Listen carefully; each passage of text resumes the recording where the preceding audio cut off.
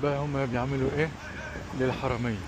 لسه سارقين حاجات من المكان ده ليه ده.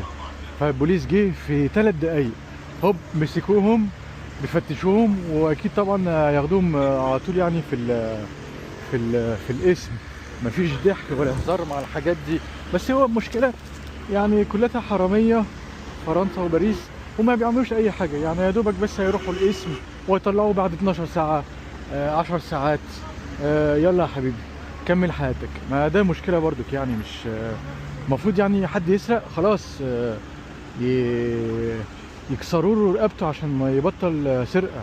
لا بصراحة مليانة قوي حرامية فرنسا، وده العيب فيها، اللي هو الواحد ما يقدرش يعيش براحته عشان من كتر الحرامية، ومش عايزين يشتغلوا يعني. ده اللي مضحك، اللي هم مش عايزين يشتغلوا وبيروحوا يسرقوا اهو. بيمسكوه حطوه كلابشات وعلى ايه، وعلى سناب شات. اه يلا سالو.